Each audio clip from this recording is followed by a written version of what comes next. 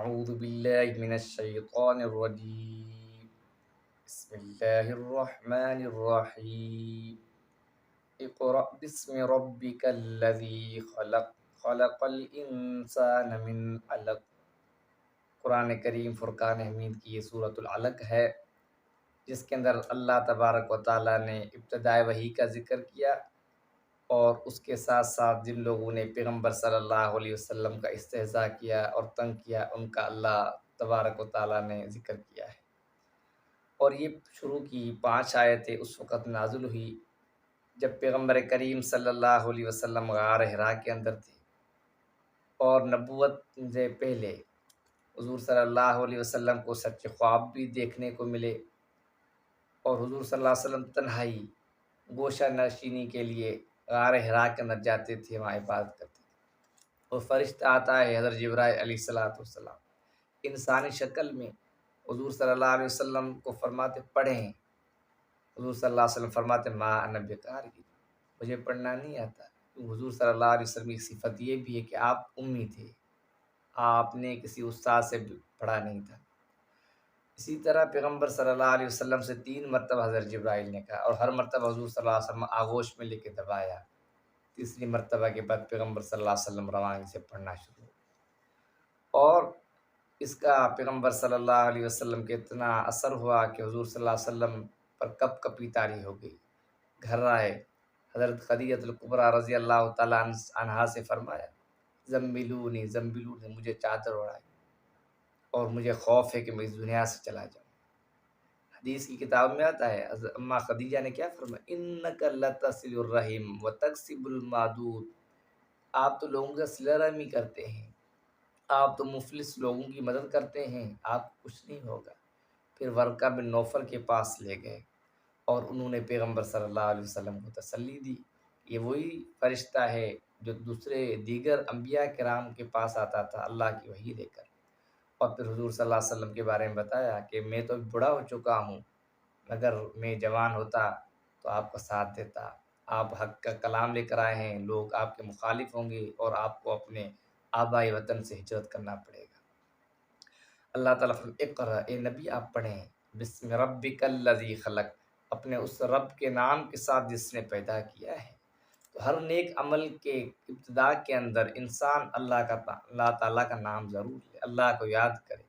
خلق الانسان من علق، جس نے انسان کو پیدا کیا علق سے۔ انسان کی پیدائش حقیر نطفے سے ہوتی ہے، پھر اس سے گوشت کا لوتھڑا بنتا ہے، پھر اس میں گوشت، ہڈیاں، پھر اس طرح ایک سلسلہ چلتا ہے۔ اقرا، اے پیغمبر پڑھیں، وربک الاکرم، آپ کا رب بڑا کریم ہے۔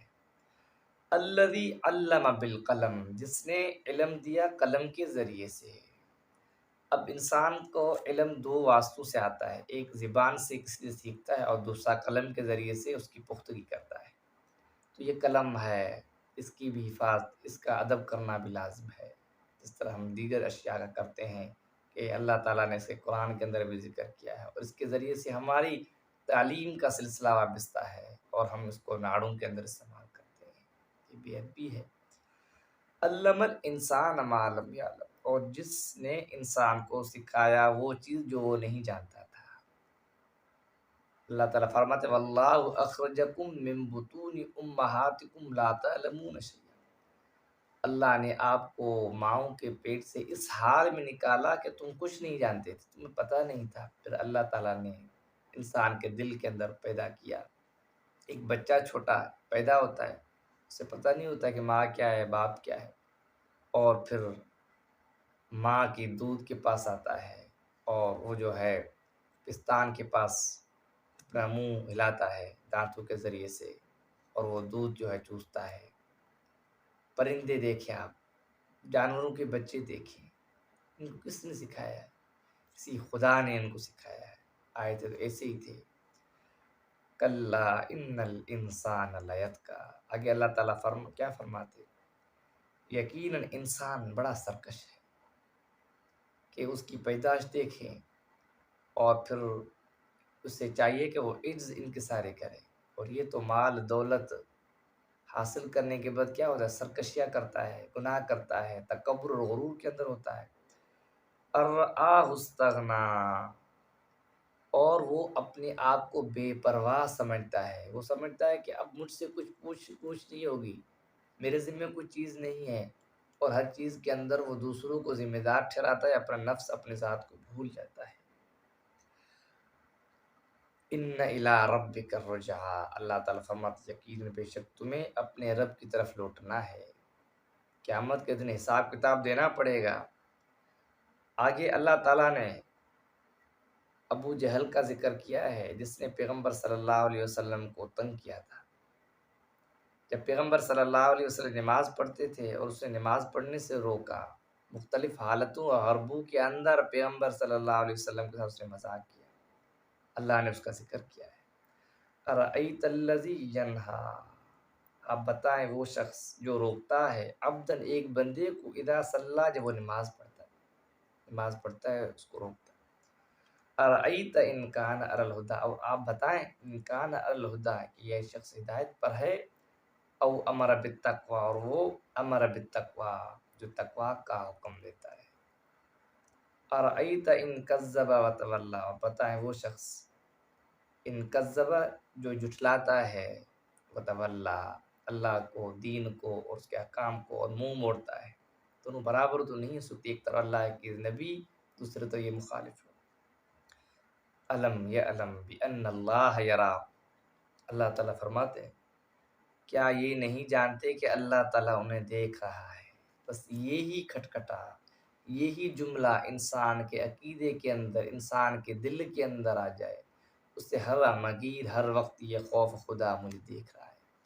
حضرت جبرائیل علیہ السلام پیغمبر صلی اللہ علیہ وسلم کے پاس ہے انسانی شکل میں، گھٹنوں سے گھٹنے ملا کر سوالات کی، ان میں سے ایک یہ تھا مل احسان، احسان کیا؟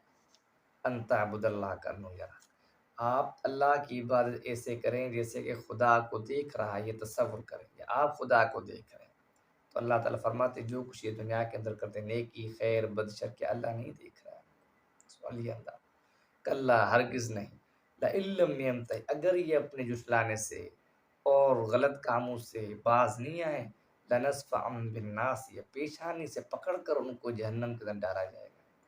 اللہ نے آگے کیا ناصیت، وہ پیشانی کاذبتن جو جھوٹی ہے، خاطئتن جو خطاگار ہے، فلید انائدیہ، اللہ تعالیٰ فرماتے ہیں جب ان کو جہنم کے گڑھے کے اندر ڈالا جائے گا، چاہیے کہ وہ اپنے ہم مجلس دوستوں کو بلائیں جن کے بارے میں ان کو بڑا ناز تھا، جب وہ ان کو بلائیں گے اللہ تعالیٰ فرماتے سند الزبان، ہم جہنم کے داغوداروں کو بلائیں گے۔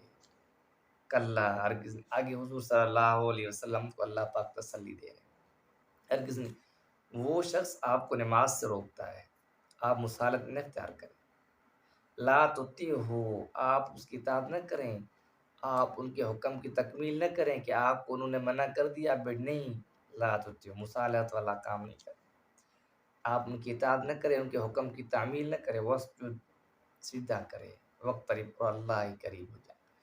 انسان اس وقت اللہ کے قریب ہوتا ہے جب اس کی پیشانی زمین پہ کر ہوتی ہے، وہ اپنا سر جھکاتا ہے، اس وقت اللہ کے بہت زیادہ قریب ہوتا ہے سجدے کے دوران۔ تو اس لیے اللہ تعالیٰ سجدے کی جس کو توفیق دے وہ بہت بڑا خوش نصیب ہے۔